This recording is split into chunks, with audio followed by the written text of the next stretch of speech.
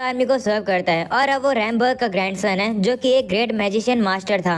इसके बाद अब हम लोग को वॉर का सीन दिखाया जाता है जहाँ पर जो डीमंस होते हैं वो इंसानों के कैसल के ऊपर हमला कर रहे होते हैं और अब वो काफी जल्द गेट के कैसल को भी तोड़ देते हैं। ये देख कर के जो कि उन सभी लोग को लीड करा था वो कहता है कि ये तो कुछ ज्यादा ही फास्ट हो गया। तो एक का साथ ही कहते हैं कि ऐसा इसलिए हुआ है क्योंकि मैंने उन सभी को बैटरिंग रैम दे दिया था, क्योंकि ऐसा करने के लिए आपने मुझे ऑर्डर दिया था। इसके बाद हम लोग को टाउन का सीन दिखाया जाता है जहाँ पर डीमंस सब बंदे घुस के इंसानों को मारने लगते हैं। ये सब कुछ एक कमांडर खड़ा होकर देख रहा होता है। तभी ई अब उसके पास पहुंच जाता है। वो बंदा भी अभी को देखकर समझ जाता है कि ये डीमन लॉर्ड आर्मी का कमांडर है। ई अब उसे कहने लगता है कि मैं डीमन लॉर्ड आर्मी का 7th कॉर्प्स अनडाइंग ब्रिगेड का कमांडर हूँ। तुम्हारे पास 3 ऑप्शन बचे हैं। पहला ऑप्शन सरेंडर कर दो और अपनी टेरिटरी को हमारे हवाले कर दो। दूसरा ऑप्शन खुद को ही मार लो, या फिर तीसरा ऑप्शन भाग जाओ, मैं तुम्हें भागता हुआ देखूंगा और एंजॉय करूंगा। ये सुनकर बंदा कहते हैं कि तुम एक डीमन होकर मुझे इतना ज्यादा रहम दिखा रहे हो, पर मैं किसी भी ऑप्शन को नहीं चुनता हूँ। ऐसा बोलने के बाद वो सीधा ई के ऊपर हमला ही कर देता है। पर तभी ई के भी अपनी पावर्स को यूज करके कहता है कि मुझे लगा था कि तुम यही करोगे। ऐसा बोलने के बाद अब उस बंदे के ऊपर हमला करके उसे पूरी तरीके से खत्म कर देता है।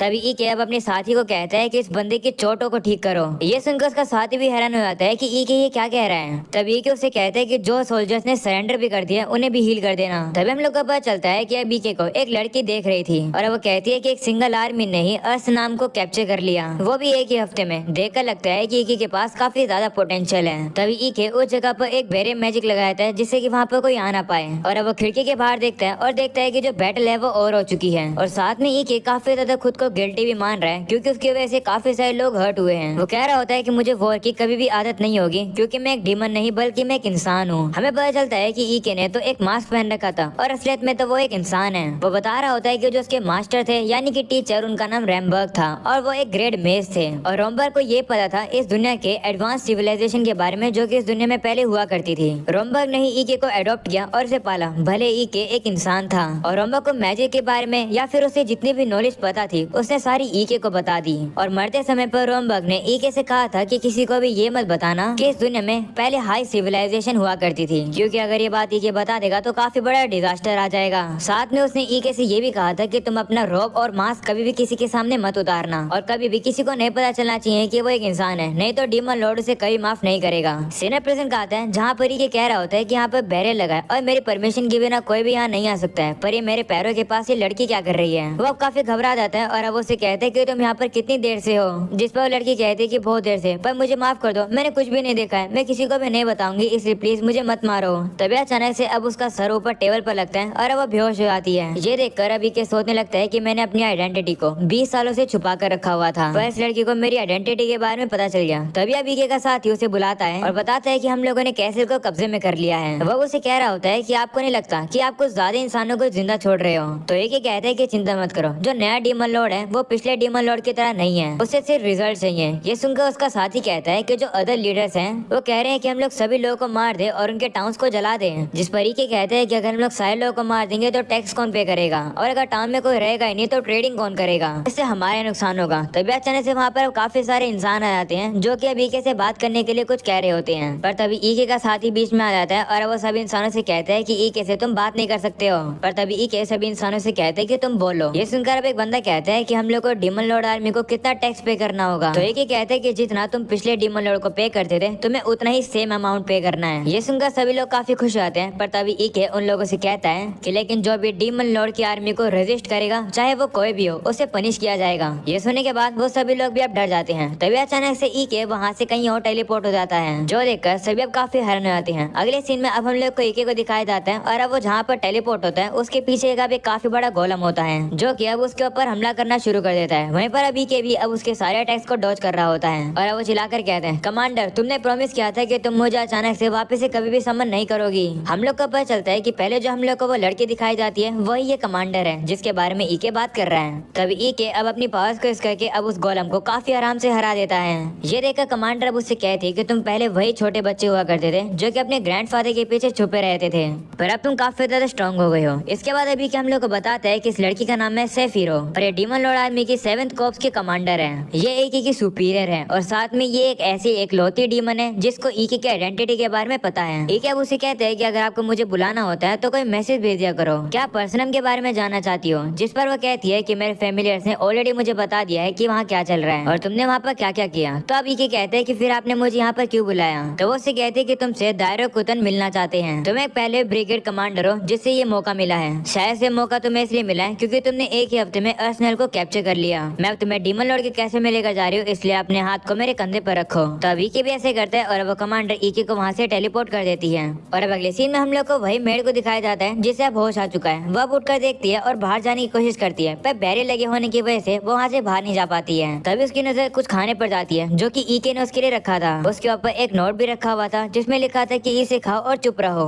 तो इसके बाद अब वो लड़की उस खाने को खाती है और वो काफी ज्यादा टेस्ट लगता है और अब उस खाने को खाती रहती है। अगले सीन में ईके अब डीमन लॉर्ड के कैसल के पास पहुंच जाता है जहाँ पर अब काफी ज्यादा मियाजमा होता है। इसकी वजह से ईके को काफी ज्यादा इफेक्ट हो रहा होता है क्योंकि आखिरकार वो इंसान जो है। इसके बाद अब वो लोग आगे जाते हैं जहाँ पर अब उन लोगों को वहाँ पर कुछ गार्ड्स दिखते हैं। उन्हें देखकर ईके अब कमांडर से कहते हैं कि क्या ये जो लोग हैं ये सभी लोग को चेक करते हैं, जिस पर कमांडर कहती है हाँ। ये सुनकर ईके कहते हैं कि अगर ऐसी बात है तो इन लोग को तो मेरी आइडेंटिटी के बारे में पता चल जाएगा। तो कमांडर कहती है कि उसकी चिंता मत करो, उस चीज को मैं संभाल लूंगी। ऐसा बोलने के बाद अब अपनी पावर्स का यूज करके ईके के अंदर अब काफी ज्यादा मैजिक डाल देती है, जिसकी वजह से अब जितने भी गार्ड्स होते हैं वो ये देखकर हैरान हो जाते हैं और कहते हैं कि रोम्बक के ग्रैंडसन से हम लोगों ने यही एक्सपेक्ट किया था। गार्ड ये भी कह रहे होते हैं कि सभी डीमन रोम्बक को जानते हैं। ये सुनकर ये भी के हैरान होते हैं और वो अपने मन में कहता है कि मेरे दादाजी के मरने के बाद भी वो इतने ज्यादा फेमस हैं। इसके बाद वो लोग सीधा डीमन लॉर्ड के कैसल में पहुंच जाते हैं। इस जगह का नाम है डोबरबर्ग और ये काफी ज्यादा बड़ी है। ईके बताते हैं कि इस कैसल को इस तरीके से बनाया गया है जिससे कि डीमन लॉर्ड की ताकत और मैजिकल माइट के बारे में पता चल सके। और हॉल में भी काफी ज्यादा बड़े हैं। ईके चलते चलते ही थक जाता है। वहीं पर अब वो कमांडर को देखते हैं जो कि फ्लोट कर रही होती है।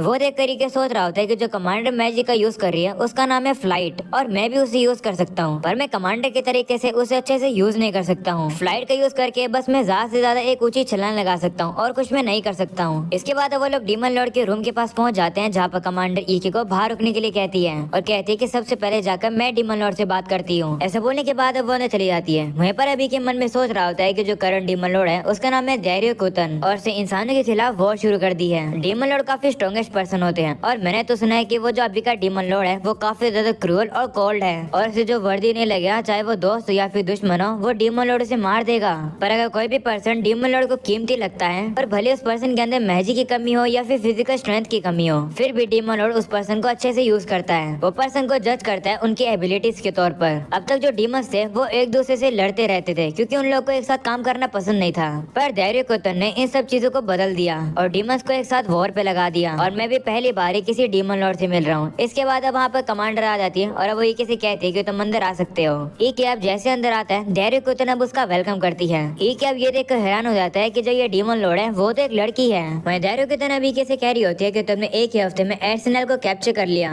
तुम काफी कमाल के हो। जिस पर ईके कहता है कि मैं तो बस वही किया जो कि मुझे ऑर्डर दिया गया था, सारा क्रेडिट मेरे कमांडर को मिलना चाहिए। ये सुनकर डीमन लॉर्ड से कहती है कि तुम तो काफी ज्यादा दयालु हो, तुम बिल्कुल इंसान की तरह लग रहे हो। ये सुनकर ईके मन में कहता है कि कहीं मैं फंस ना जाऊं, मेरी ह्यूमैनिटी आगे आ गई। तब वो कमांडर डीमन लॉर्ड से कहती है कि ये ईके है, रोम्बक का ग्रैंडसन। रोम्बक को गार्डियन ऑफ हेल भी कहा जाता था। ये सुनकर डीमन लॉर्ड कहती है ओह तो ये रोम्बक का ग्रैंडसन है। अब समझ आ रहा है इसकी ह्यूमैनिटी के बारे में। ये गहरे विचारों का आदमी लगता है, इसलिए तो इसने लोगों को नहीं मारा और लीडर्स को नहीं मारा और फिर भी इसने अर्सेनल को कैप्चर कर लिया, वो बिना किसी लोगों को मारे। ये सुनकर ये सोच रहा होता है कि कहीं मैं फंस ना जाऊं, मुझे अपने साथी की बात शायद मान लेनी चाहिए थी और डीमन की तरह एक्ट करना चाहिए था और लोगों को पब्लिकली मारना चाहिए था, पर मैं एक इंसान हूँ, मैं ऐसा नहीं कर सकता हूँ। एक अब डीमन लॉर्ड से कहते हैं कि अगर हम लोग इंसानों के बीच में डर पैदा करेंगे तो वो हम लोग को ओबे नहीं करेंगे। पास्ट में भी ऐसा हो रखा है, आपको पता ही होगा, जहाँ के लीडर्स को डीमंस के द्वारा मार दिया गया था। अगर हम लोग उन टाउन्स की प्रोडक्टिविटी को कंपेयर करें उस टाउन से जहाँ पर लीडर्स को छोड़ दिया गया था, तो ऐसे क्लियरली पता चलता है कि हमारी आर्मी के लिए कौन सा ऑप्शन बेहतर है। जहाँ लीडर थे वहाँ पर प्रोडक्टिविटी ज्यादा थी। ये सुनकर डीमन लॉर्ड कहती है कि क्या ये रोम्बक का ओपिनियन था, तो ईके कहते हैं हाँ। इसके बाद अभी क्या अपने मन में कह रहा होता है कि मैंने डीमन लॉर्ड से सिर्फ कुछ ही मिनट्स बात करी है, पर मुझे एक चीज के बारे में पता चल गया है कि इस डीमन लॉर्ड को एंशिएंट सिविलाइजेशन के बारे में पता है, बिल्कुल रोम्बक की तरह ही, और उसी नॉलेज का वो यूज कर रही है डीमन लॉर्ड की आर्मी को रेवोनलाइज करने के लिए। तभी डीमन लॉर्ड अब टेलीपोर्ट होकर सीधा उसके पास में आ जाती है और कहती है कि तुम बाकी डीमन से बिल्कुल अलग हो। अगली बार मैं जब तुमसे मिलूंगी तो अपना मास्क हटा लेना क्योंकि मैं तुम्हारा असली चेहरा देखना चाहती हूँ। ऐसा बोलकर अब वो वहाँ से चली जाती है, ये कहते हुए कि मैं तुम्हारा और रिजल्ट देखना चाहती हूँ। वहीं अब डीमन लॉर्ड के जाने के बाद अभी के काफी ज्यादा रिलीफ फील करता है और अपना मास्क उतारता है। ये देखकर कमांडर कहती है कि तुम इतना ज्यादा नर्वस हो गए थे, जिस पर वो कहते हैं और अब उसे कहता है कि डीमन लॉर्ड को ये पता है कि ये एक मास्क था। तो कमांडर उसे कहती है कि तुम्हें इस बात की खुशी नहीं मनानी चाहिए कि डीमन लॉर्ड ने रियलाइज नहीं करा कि तुम एक इंसान हो। वैसे डीमन लॉर्ड ने तुम्हें एक रिवॉर्ड दिया है, मेरे ओपिनियन में तो वो रिवॉर्ड एक पनिशमेंट की तरह लगता है। अगले सीन में एक वापस उसी जगह पर आता है और देखते है कि उस लड़की ने तो वो खाना खा लिया किया है। वो लड़की अब वहाँ पर सो रही होती है, तभी ईके अब जाकर उसे उठा देता है। वो लड़की भी अब ईके को देखकर डर जाती है और कहती है कि मुझे माफ कर दो, मैंने तुम्हारा चेहरा नहीं देखा, इसलिए प्लीज मुझे मत मारो, मैं तुम्हारे बारे में किसी को नहीं बताऊंगी। तो ईके कहते हैं ठीक है, मैं तुम्हें मारूंगा नहीं, वैसे तुम्हारा नाम क्या है? तो वो कहते हैं कि मेरा नाम 13 है। ये सुनकर ईके कहते हैं कि तुम्हारा नाम तो कुछ ज्यादा अजीब है। तो वो कहते हैं कि स्लेव्स को नंबर से ही रेफर किया जाता है, मेरी मॉम मुझे सैटी बुलाती थी। ये सुनकर ईके अब उसे कहता है कि मैं तुम्हें वैसे नहीं जाने दे सकता हूँ, क्योंकि तुम्हें पता है कि मैं इंसान हूँ। ये सुनकर सैटी डर जाती है और कहती है कि चिंता मत करो, मैं तुम्हारी आइडेंटिटी के बारे में किसी को नहीं बताऊंगी।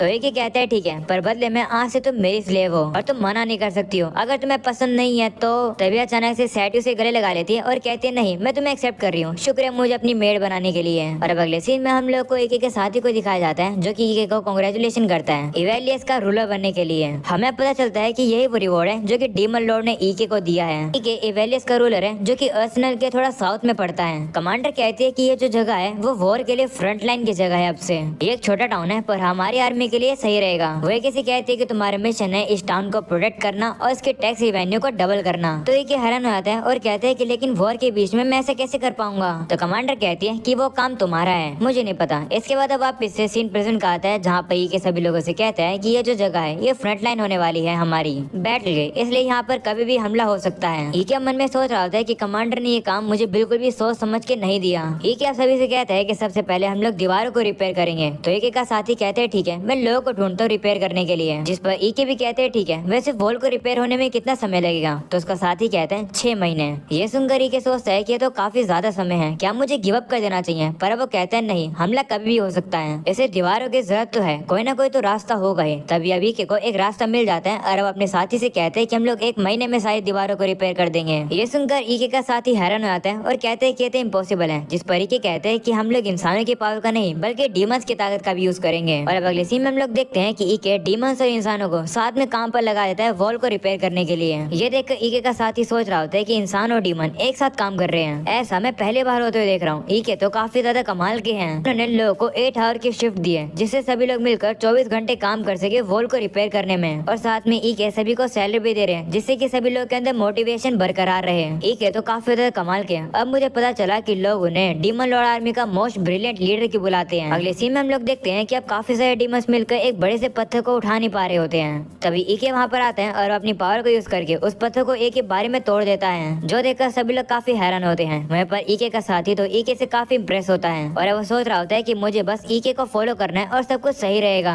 और मैं श्योर हूँ कि ईके एक दिन अगले डीमर हैं। सभी डीमर सब दीवार को तोड़ने के बाद अंदर घुस जाते हैं और वहाँ पर जितने भी सोल्जर्स होते हैं वो उन लोगों को मार देते हैं। और अब एक डीमन आकर ये सारी बातों को डीमन किंग को रिपोर्ट देता है कि जो रोजेरिया के अंदर जो वॉर चल रही है वो काफी ज्यादा अच्छी चल रही है। पर लगता है कि वो लोग नेबरिंग कंट्रीज के साथ अलायंस बना रहे हैं, जिससे कि वो लोग इस वॉर को खत्म कर सके। ये सुनकर डीमन किंग कहती है कि इंसान एक साथ आ रहे हैं डेंजर से लड़ने के लिए, अगर ऐसी बात है तो मैं इस काम को उसे दे रही हूँ। इसके बाद दूसरे सीन में हम लोग सैटी को देखते हैं, जो कि ईके को ऑब्जर्व कर रही होती है। और अब अगले सीन में व्हाइट रोज नाइट के कमांडर एलिस्टेयर को दिखाया जाता है और अब वो वहाँ के कमांडर से कहते हैं कि आपने मुझे यहाँ के इवेलियस को रिटेक करने के लिए बुलाया है ना? तो वो कहते हैं कि हम लोग बाकी नेशंस को हमारा फायदा नहीं उठाने दे सकते हैं, इसलिए जाओ। ये सुनकर अब एलिस्टेयर भी चली जाती है। इसके बाद अब दूसरा सीन दिखाया जाता है, जहाँ पर हम लोग एक बंदे को देखते हैं जो कि सभी लोगों को इकट्ठा करके एक गेम खिलवा रहा होता है और वो कह रहा होता है कि तुम्हें बस ये बताना है कि बॉल कौन से कप में है, अगर तुम बता दोगे तो तुम्हारा जो पैसा है वो डबल कर दूंगा मैं और तुम्हें दे दूंगा। तभी हम देखते हैं कि वहाँ पर सैटी आ जाती है और वो गैस करती है कि वो जो बॉल है वो कौन से कप के नीचे है। तो दुकानदार अब उसे कहते हैं कि तुम इस चीज के लिए कितने पैसे बेट पर लगाओगी? तो सैटी कहती है कि मेरे पास तो कोई पैसे नहीं है। ये सुनकर वो दुकानदार कहता है कि पैसे के बिना तुम कैसे खेलोगी? पर तभी वो दुकानदार सैटी की बॉडी को देखने लगता है और अब उसके मन में कुछ बुरे विचार आने लगते हैं और अब उसे कहते हैं कि अगर तुम्हारे पास पैसे नहीं है तो तुम किसी और चीज को बेट पर लगा सकती हो। ऐसा बोलने के बाद वो दुकानदार कप को उठाने वाला होता है, पर अचानक से वो जो कप होते हैं वो हवा में उड़ने लगते हैं और तभी वहाँ पर जितने भी लोग होते हैं वो कहते हैं कि इन कप के नीचे तो बॉल है ही नहीं, इसका मतलब तुम चीटिंग करे थे, हमारे पैसे हमें वापस दो। वो सभी लोग अब दुकानदार से लड़ने लगते हैं। वहीं हमें पता चलता है कि ये सब काम करने वाला ईके था, जो कि सैटी को वहाँ से बुला लेता है और उसे कहता है कि तुम यहाँ पर क्या कर रही हो? एक मेड को अपने मास्टर को इस तरीके से अकेले नहीं छोड़ना चाहिए। तो वो उसे कहती है माफ कर दो, मैं बस क्यूरियस हो गई थी देखने के लिए, और वैसे आपने ये कपड़े क्यों पहने हुए हैं? तो ईके कहते हैं कि हमारा मकसद है कि हम लोग अभी दुश्मनों को थोड़ा सा स्काउट करेंगे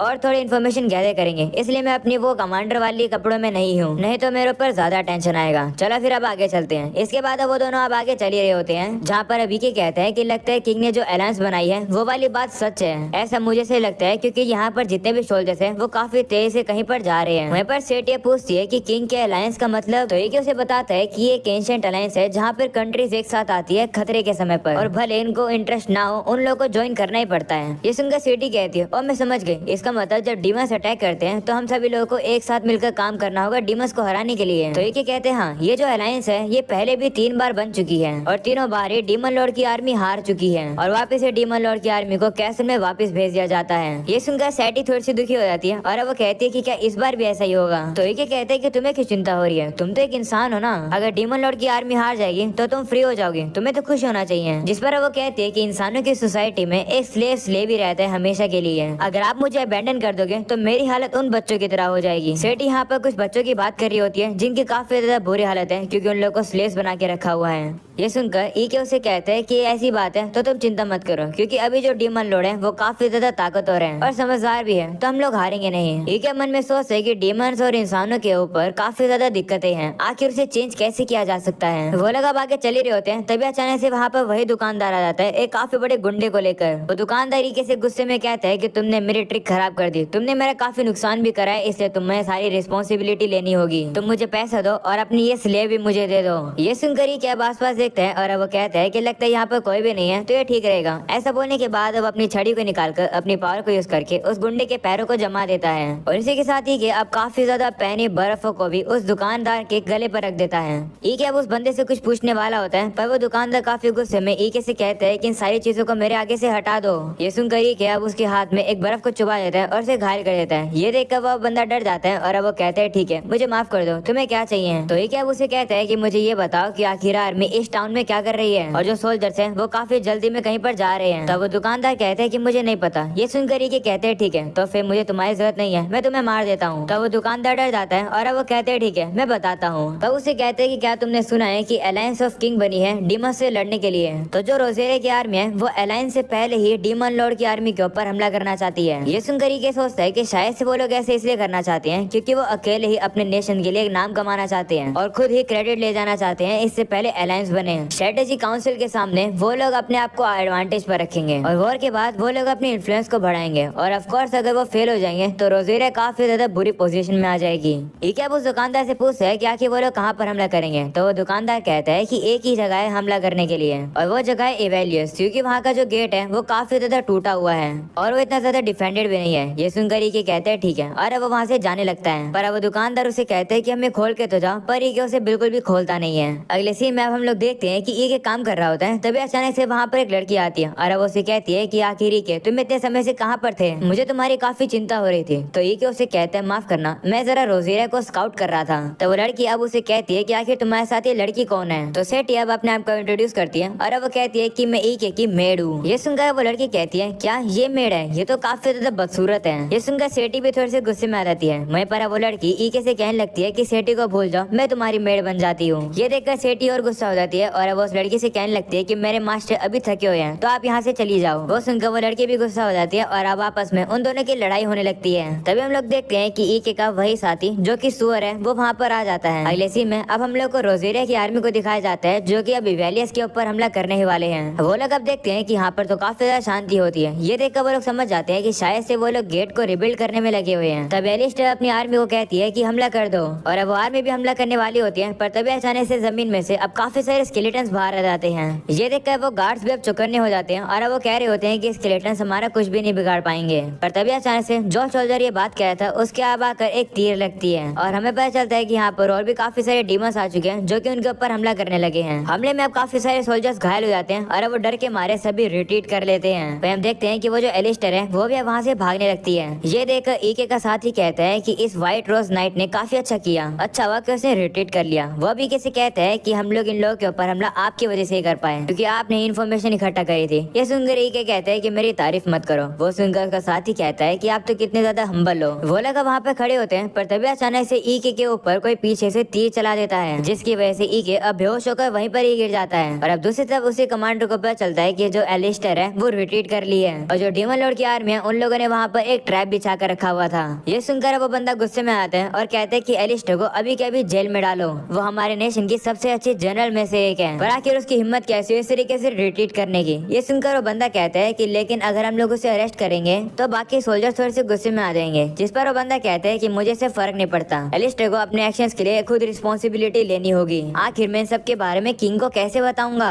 दूसरी तरफ अब ईके को दिखाया जाता है, जिससे अब जैसे होश आता है वो देखते हैं कि उसके साइड में तो वही कमांडर सो रही होती है। वह उसे कहते हैं कि तुम मेरे साइड में क्यों सो रही हो, तो वो कहती है कि तुम मुझसे इस तरीके से क्यों बात कर रहे हो, मैंने तुम्हारी जान बचाई है। ईके अब थोड़ा सा कंफ्यूज होता है और अब उससे पूछता है कि आखिर हुआ क्या था। ये सुनकर वो कमांडर कहती है कि क्या तुम्हें याद नहीं है जब तुम्हें वो एरो लग गई थी तो मैंने तुम्हें हील किया। ये सुनकर ईके को भी याद आता है कि हाँ उसे तीर लगी थी। कमांडर अब उससे कहने लगते हैं कि मैंने तुम्हें अच्छे से हील कर दिया, तुम्हारे कमर पर निशान भी नहीं रहेगा। तो ईके अब उसका शुक्र करता है, जिस पर अब वो कमांडर कहती है कि कोई बात नहीं, वैसे मुझे ये बताया गया है कि इस बैटल के दौरान कोई भी इंसान नहीं मरा, तुम अब क्या करोगे अगर डीमन लॉर्ड को फिर से शक हो गया तो। जिस पर ईके कहते हैं कि मैं एक तरीका ढूंढ रहा हूँ जिससे कि इंसान और डीमन एक साथ खुशी से रह सके और ये चीज कभी भी चेंज नहीं होगी। ये सुनकर अब वो कमांडर वहाँ से जाने लगती है और कहती है कि अभी के लिए तुम यहीं रुको और थोड़ा सा आराम करो क्योंकि तुम इंसान हो, हमारी तरह डीमन नहीं हो। ऐसा बोलने के बाद अब वहाँ से चली जाती है। वहीं पर अभी के उसी एरो को देख रहा होता है जो कि उसको आकर लगी थी। वो कहता है कि किसी ने मेरे ऊपर पीछे से हमला किया, इसका मतलब कैसल के अंदर किसी ने इन्फिल्ट्रेट किया। या फिर वह कुछ बोलने वाला होता है पर तभी अचानक से वही लड़की आ जाती है जो कि अब उसे गले लगा लेती है और कहती है कि मैं काफी ज्यादा खुश हूँ कि तुम ठीक हो। वहीं पर के जरी से अपना मास्क भी पहन लेता है। वहीं पर सेठी भी अब उसके पास आकर बैठ जाती है। तो ये उन लोगों से कहते हैं चिंता मत करो मैं ठीक हूँ। तभी वही डीमन लड़की सेठी से कहती है कि तुम एक इंसान हो, ईके के इतना पास मत आओ। जिस पर सेठी कहती है कि मुझे तो बस मेरे मास्टर की चिंता हो रही है। ये सुनकर वो लड़की थोड़ी सी गुस्से में आती है और अब वो ईके को थोड़ा सा और गले लगाने लगती है। ये देखकर सेठी भी गुस्से में आती है और अब वो दोनों आपस में फिर से लड़ने लगते हैं। पर तभी अचानक से ईके का वही साथी वहाँ पर आ जाता है और अब वो उस लड़की को उठाकर बाहर फेंक देता है और दरवाजा बंद कर देता है। ये देखकर वो लड़की गुस्से में आती है और अब उसे कहने लगती है कि तुम आखिर क्या कर रहे हो, पर वो बिल्कुल भी उसका कुछ रिप्लाई नहीं दे रहा होता है। ये देखकर सेठी अब उससे कहती है कि तुमने काफी अच्छा काम किया। इसके बाद अभी के उस बंदे के पास आते हैं और कहते हैं कि मैं चाहता हूँ कि तुम मेरे लिए कुछ करो, मैं चाहता हूँ कि तुम उस व्हाइट रोज नाइट के कमांडर का पता लगाओ जिन्होंने हमारे ऊपर हमला किया था।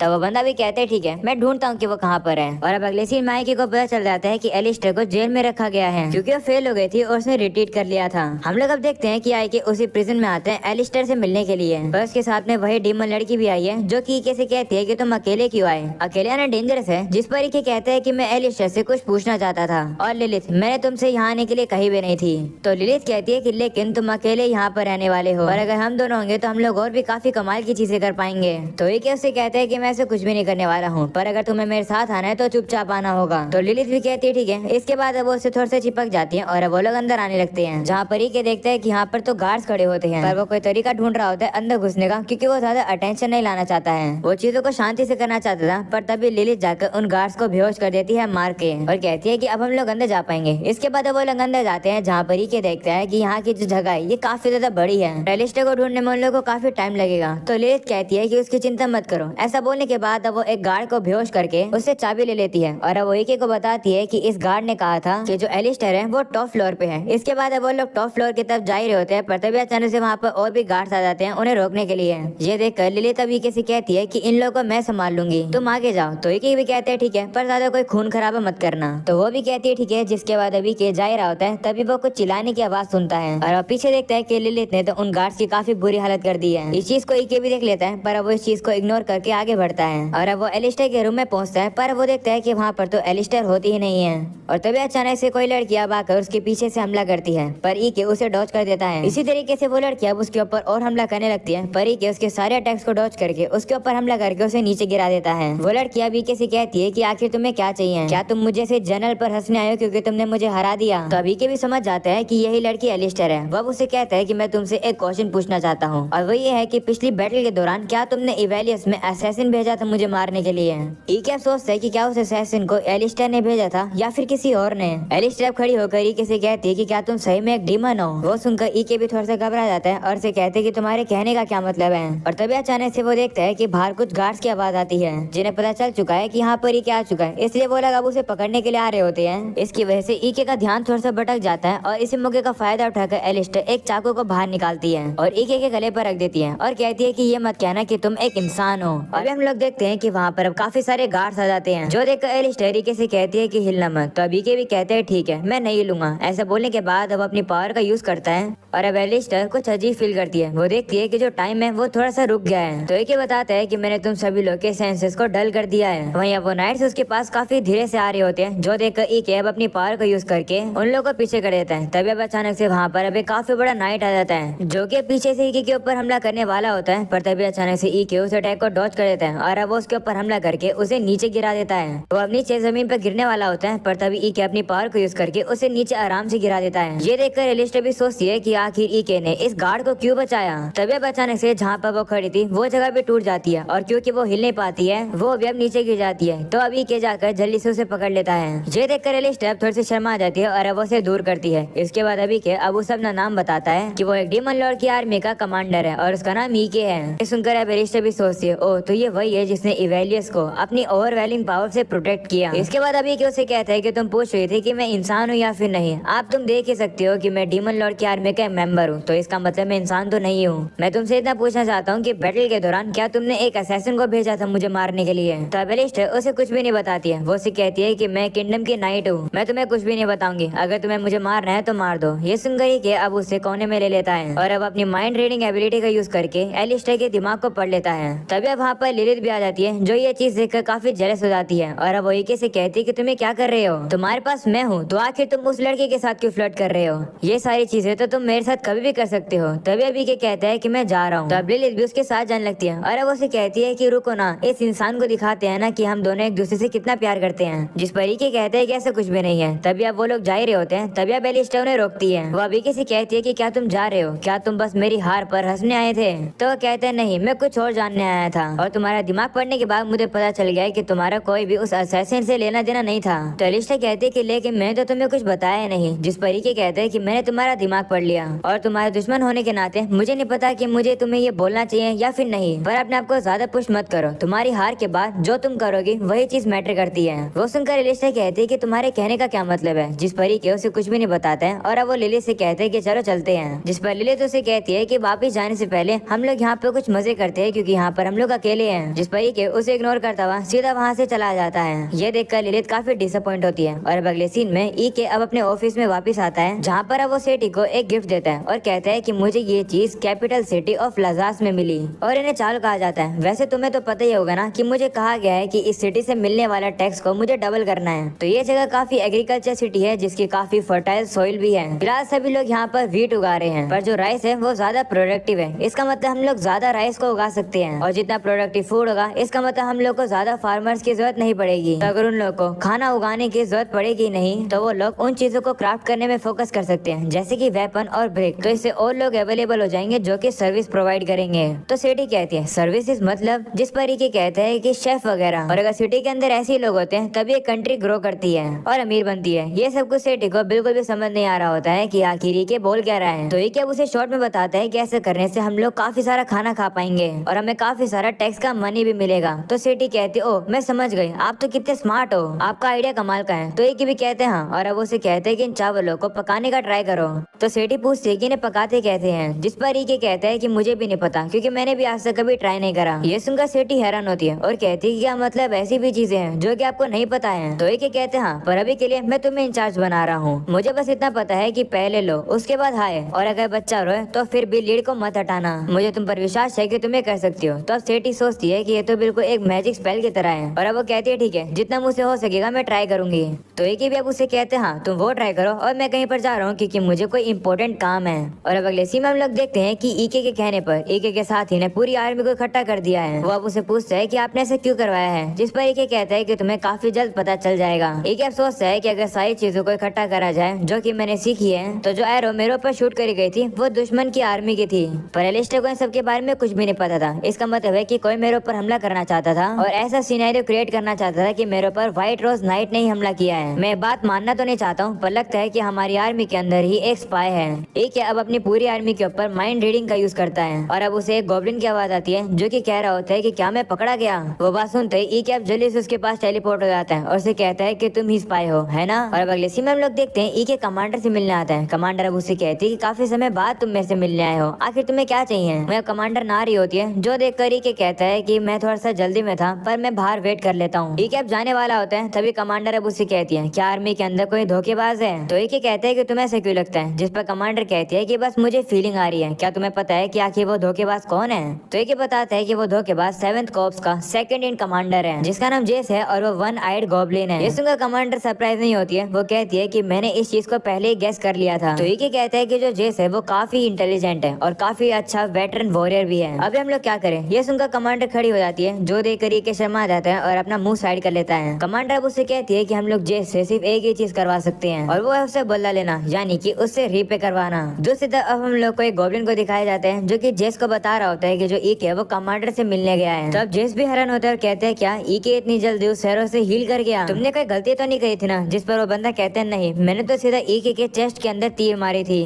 तभी वहाँ पर कोई बंदा आकर जेस को बताता है कि हमारा जो स्पाई था हम लोग उससे कांटेक्ट नहीं कर पा रहे हैं। ये सुनकर जेस कहते हैं कि तो दिक्कत हो गई, कहीं हम लोग पकड़े तो नहीं गए? मैं चीजों को यही खत्म नहीं होने दूंगा, हम लोग को हमारी फोर्सेस को इकट्ठा करना होगा और पहले हमला करना होगा। तभी कोई गॉब्लिन आकर उसे बताता है कि ईके आपसे मिलने आए हैं। ये सुनकर जेस भी हैरान होता है। इसके बाद वो ईके से मिलने जाता है और कहता है कि तुम्हें पहले बताना चाहिए था कि आप आ रहे हो। जिस पर ईके कहता है कि मैं आस पास ही था इसलिए मैं यहाँ आ गया। जिस पर ईके अब उसे कहता है कि मैं तो अकेले आया हूँ पर तुम तो पूरे अपनी आर्मी के साथ आए हो, या तुम वो स्टार्ट करने की सोच रहे हो? जिस पर वो कहते हैं कि ये मेरी टेरिटरी है तो इससे तुम्हारा कोई भी लेना देना नहीं है। और मैंने सुना कि लास्ट बैटल में तुम इंजर्ड हो गए थे, तुम काफी ज्यादा केयरलेस हो, तुम्हें एक ब्रिगेड कमांडर नहीं होना चाहिए। इसके बाद सभी लोग ईके को घेर लेते हैं। ईके वो देखकर कहता है कि हाँ मुझे केयरफुल रहना चाहिए था, स्पेशली तुम जैसे धोखेबाज के सामने। वो सुनकर जेस कहते हैं तो तुम्हें हमारे बारे में पता चल गया? तो आखिर तुम यहाँ पर अकेले क्या कर रहे हो? तुम्हें पता है ना कि मेरी आर्मी के अंदर तुम्हारी ताकत से 2 गुना ज्यादा ताकत है और मेरी सारी आर्मी तुम्हें मारना ही है। क्या तुम्हें लगता है कि तुम इनसे अकेले लड़ पाओगे? वो सुनकर ईके कहते हैं कि अच्छी बात है कि तुम्हारे सारे सोल्जर यहाँ पर हैं। तभी अब अचानक से हम लोग देखते हैं कि ऊपर से उन लोग के ऊपर अब हमले होने लगते हैं। वहाँ पर अब पूरी तरीके से तबाही मच जाती है, जो देखकर सभी लोगों को अब वहाँ से भागना पड़ता है। और हमें पता चलता है कि ये सारे हमले यहाँ पर वो कमांडर कर रही थी। वो नॉन स्टॉप हमले कर रही होती है। एक हमला तो ईके को भी लगने वाला होता है, पर ईके अब जल्दी से पीछे छुप जाता है। वह मन में कहता है कि मैंने कमांडर से कहा था कि इस तरीके से हमले ना करे और लिमिट में हमले करे, जिससे कि इस जगह को वापस से रिबिल्ड करना आसान हो। पर अब वो कमांडर जेस से ऐसे बदला लेने वाली है, ये तो कुछ ज्यादा ही हो गया। हम लोग अब देखते हैं कि कमांडर और भी काफी सारे मोशंस को भेज देती है उस गॉब्लिन की आर्मी को खत्म करने के लिए। वहीं पर जेस तो छुपा हुआ था। ईके अब उसे कहता है कि मैं तुम्हें 2 ऑप्शन दे रहा हूँ, या तो तुम अभी सरेंडर कर लो और दूसरा ऑप्शन ये है कि तुम सरेंडर तब करो जब तुम सब कुछ खो दोगे। ये सुनकर जेस गुस्सा होता है और अपने साथियों से ईके के ऊपर हमला करने के लिए कहता है। वहीं पर ईके भी अपनी पावर को यूज करके उन सभी गॉब्लिन्स को काफी आराम से खत्म कर देता है। पर इस मौके का फायदा उठाकर जेस छुप जाता है। वहीं पर अब उसके साथी उसे कहने लगता है कि आखिर आप हो कहाँ पर? जिस पर जेस अब कहता है कि तुम लोग मेरे साथी हो और तुम्हारा काम है मेरे लिए टाइम बाय करना जब तक मैं भाग ना जाऊँ। इसके बाद अब वहाँ से भागने लगता है, कहता है कि कमांडर को इसके भुगतान करना होगा।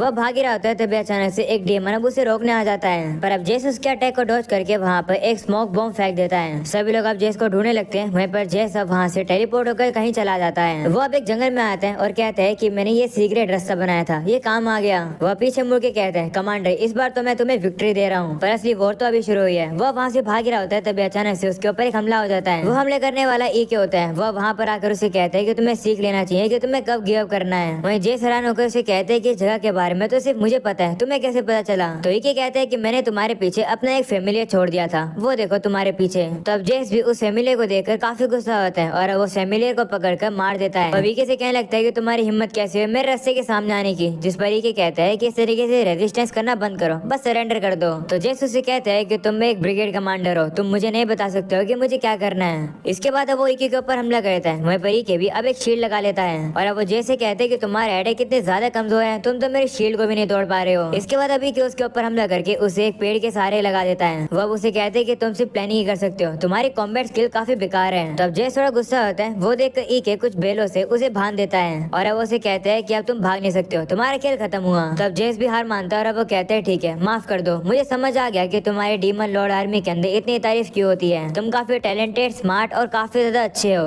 मेरे पास तुम्हारे लिए एक प्रपोजल है, क्यों ना हम लोग एक साथ मिलकर डीमन लॉर्ड आर्मी के ऊपर कब्जा कर ले? क्योंकि जरा सोचो इसके बारे में, हम लोग इंसानों से काफी समय से लड़ते आ रहे हैं, पर अभी जो डीमन लॉर्ड है उसने हमारे लिए किया ही क्या है? हम लोग डीमंस हैं, हम लोग को इंसानों के ऊपर हमला करके उन्हें मारने में कितना मजा आता है, इसलिए तो हम लोग डीमंस हैं। पर पता नहीं क्यों अभी जो डीमन लॉर्ड है वो हम लोग को इंसानों को मारने ही नहीं देती है। आर्मी में काफी सारे लोग हैं जो कि इस चीज को पसंद नहीं कर रहे हैं। शायद से हमारे डीमन लॉर्ड के अंदर कोई एम्बिशन नहीं है या फिर उसके अंदर टैलेंट की कमी है, पर लगता नहीं है कि वो डीमन लॉर्ड बनना चाहती है। इसलिए चलो एक साथ मिलकर डीमन लॉर्ड आर्मी को बदल देते हैं। तो क्या तुम हमें ज्वाइन करोगे? जिस पर ईके कहता है नहीं। वो सुनकर जेस कहता है कि मुझे लगा था कि तुम यही कहोगे। ऐसा बोलने के बाद वो ईके के ऊपर एक वेपन फेंकता है और कहता है कि तुम मर जाओ। पर ईके अब उसके अटैक को डॉज करके अपनी पावर को यूज करके जेस के सेंसेस को डल कर देता है। वो अब उसे कहता है कि मुझे लगा था कि तुम कुछ ना कुछ तो करोगे ही, पर तुम बस क्या यही करोगे? वैसे तुमने कहा था कि तुम हमें ज्वाइन करो, इसका मतलब है कि कोई तुम्हारी मदद कर रहा है, आखिर वो कौन है? तो जेस कहते हैं कि मैं क्यों बताऊं। तभी अब अचानक से हम लोग देखते हैं कि जो जेस की बाइंडिंग मैजिक होती है वो और ज्यादा टाइट होने लगती है और ऐसा करने वाली कमांडर होती है जो कि अब वहाँ पर आ चुकी है। वो अब जेस से कहती है कि चुपचाप से सच बता दो, नहीं तो मैं तुम्हें काफी ज्यादा खींचूंगी और तुम्हें बुलवा कर रहूंगी। वो देख कर के कमांडर से कहते हैं कि आप रुक जाओ, इस चीज को मैं अकेले हैंडल कर लूंगा अपने तरीके से। तो कमांडर उसे कहती है कि तुम्हारे तरीके काफी ज्यादा स्लो हैं। तभी अब अचानक से हम लोग देखते हैं कि जो जेस है अब उसे अचानक से कुछ होने लगता है, जो देख कर के कमांडर से कहते हैं कि आप ये क्या कर रही हो, जिस पर कमांडर कहती है कि मैंने कुछ भी नहीं करा है। तभी हम लोग देखते हैं कि जो जेस है वो तो पॉइजन हो गया है। वो देख कर कि उसके ऊपर एंटीडोट स्पेल का यूज करता है, पर अब भी जेस ठीक नहीं होता है। एक की एंटीडोट स्पेल काम ही नहीं कर रही होती है, जो देख कर कमांडर कहती है कि लगता है जेस को किसी ने पावरफुल पॉइजन दिया है। लगता है कि ऐसा जेस के साथियों ने उसके साथ किया है। कमांडर अब जेस से कहती है कि तुम्हारे साथियों ने तुम्हारे ऊपर ऑलरेडी गिव अप कर दिया है, तब उनके फायदे के लिए उनका नाम छुपाने की जरूरत नहीं है। मुझे उनका नाम बताओ, तुम्हारे लिए मैं उनसे बदला लूंगी। तब हम लोग देखते हैं कि जेस अब नाम बताने वाला होता है, पर तभी वो रुक जाता है, तो शायद से वो मर चुका है। वहीं पर अभी के कहता है कि धोखेबाजों की यही हालत होती है, पर मुझे जेस पर थोड़ी सी दया आ रही है क्योंकि उसके साथियों ने उसे अबैंडन कर दिया। मुझे पता है कि जेस ये डिजर्व करता था, पर फिर भी मुझे दया आ रही है। शायद से ऐसा इसलिए क्योंकि मेरा इंसानी दिल ऐसा है, ये चीज मुझे बाद में परेशान कर सकती है। इसके बाद हम लोग देखते हैं कि ईके और कमांडर अब डीमन लॉर्ड के पास आ जाते हैं। वहीं क्या मन में सोचता है कि लगता है कि चीजें अब सीरियस होने लगी है। डीमन लॉर्ड कमांडर से कहती है कि तुम्हें पता है ना कि तुम यहाँ पर क्यों आई हो? तो वो कहती हाँ, इन सब के पीछे थर्ड कॉप्स का हेड है जिसका नाम बास्टियो है। ये सुनकर डीमन लॉर्ड कहती है कि क्या तुम्हारे पास कोई प्रूफ है? कमांडर कहती हाँ, उसने मेरे वाइस कमांडर को अपने साइड कर लिया और उसका प्लान मुझे और रीकी को मरवाने का था और साथ में डीमन लॉर्ड आपको ही मरवाने का प्लान था उसका। ये सुनकर डीमन लॉर्ड कहती ओ, ये बात तो कमांडर ने कही है, इस बारे में तुम क्या कहना चाहोगे? वो ये बात एक बंदे से कहती है जो कि पीछे खड़ा था। और अब यही हो जाता है ये एपिसोड खत्म। पसंद आया हो तो लाइक कर देना, चैनल पर न्यू हो तो सब्सक्राइब कर देना। मिलते हैं अगले एपिसोड के अंदर, तब तक के लिए बाय बाय।